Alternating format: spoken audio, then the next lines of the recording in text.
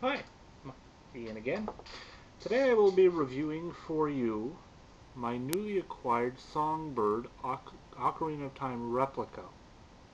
This is the 12-hole ocarina. You do see the 10 holes on top with the sub-holes on the index and major finger of the right hand. And of course you do have the two thumb holes on the bottom. Now, this is actually tuned in the key of A, which within the ocarina landscape is kind of uncommon. Haven't come across that before, actually.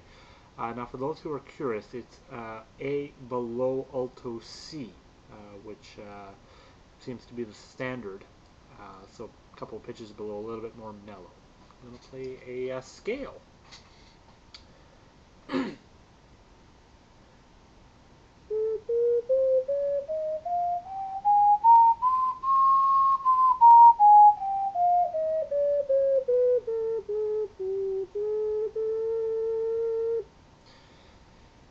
Uh, as is usually my habit, I am going to talk about the tone first. Now, the tone of this is airy, well, at least a little bit airy, all through the range. Now, it is just like my Hines in the sense that you don't blow any harder going up the range. You blow just as hard on the bottom notes as you do on the high notes. Now, there is one clarification here.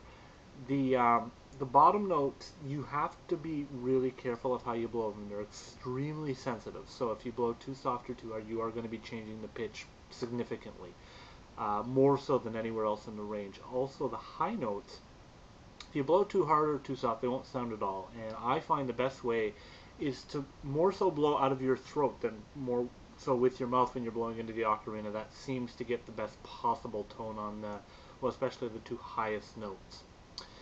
Um, yeah, I'm going to play a couple of other songs, as was the case with my Hines Zelda that I played. I did play a couple of Zelda songs, and this won't be any different because, well, it makes sense.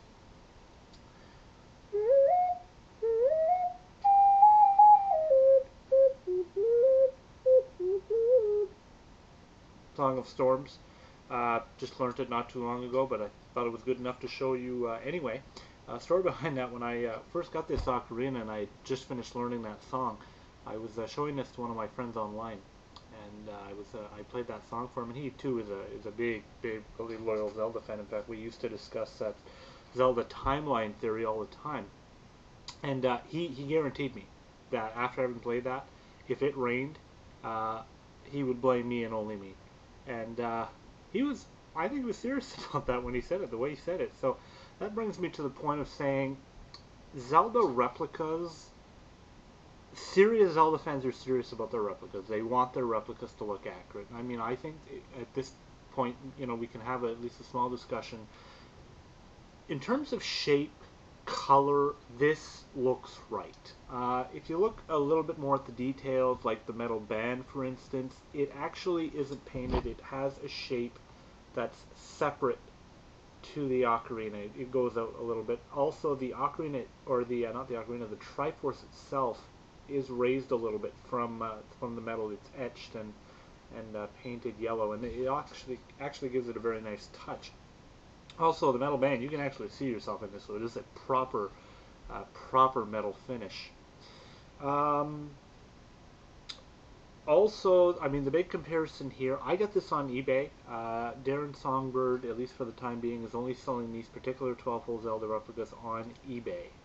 They may show up on his site later on, songbirdocarina.com, although for the time being they are not. As based on the price that I paid for this, it is cheaper than what a Spencer usually goes for. I don't have a Spencer, so I can't compare the two directly, but this is pretty good. I don't know if the sound quality is as good as a Spencer, but the volume of this isn't high. It's modest. Like I said, with that airy tone a little bit. It's an ocarina that doesn't take itself too seriously, and I think that's a good thing. I mean, I actually enjoy that when I sit down, play this, in a comfy chair and just have some fun. It's not too loud, so you don't really bother anybody, and you can just go through some tunes and play some Zelda classics. on that note, I am going to play another song. Just well, I played an extract of it in a different video, and I felt that it certainly deserved to be played again and a little bit more extensive.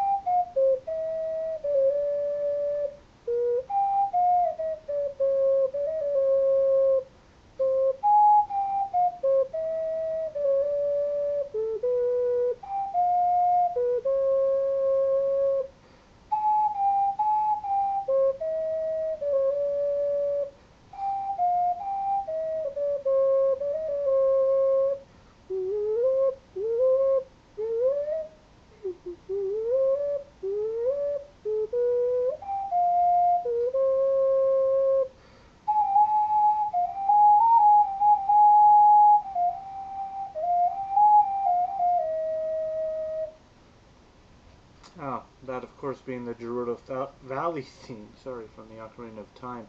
Also, I do apologize for muting the parts where you roll off the subholes, although that does bring me to a point.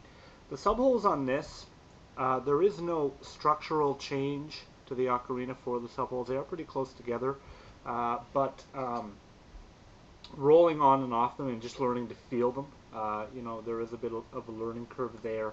I have big hands and I'm not very dexterous in the fingers, and I readily admit that. So it is going to take me a little bit of time to get that down. But I will get there, and then once I do, I will certainly, I'm sure future videos will reflect that. It is a good ocarina. Also, you get this with it. This is a songbook, and inside you have a picture tab system. Now, traditionally, I like reading music, although this is very good. It's intuitive, and you can read this on the fly when you get used to it. You can learn songs pretty quickly. In fact, I learned Song of Storms from this probably inside of a half hour. And I mean, you're able to play it and you know, pretty consistently. Also, this is the bag it comes with. I don't know that there's going to be any argument that this is probably one of the most unique bags that is ever sent out with an ocarina. It has a little magnetic snap there. Also a cord if you'd like to wear it. It's pretty stretchy. This is surprisingly padded. Now, also, the size of the ocarina versus the case. Well, there we go. The case is quite a bit bigger. Now, because of the padding and the fact that it's pointed at the end, there is actually a lot less room in here than you would suspect. Once you get the ocarina in there, well, the inside of the ocarina is quite a bit smaller than the outside would lead you to believe.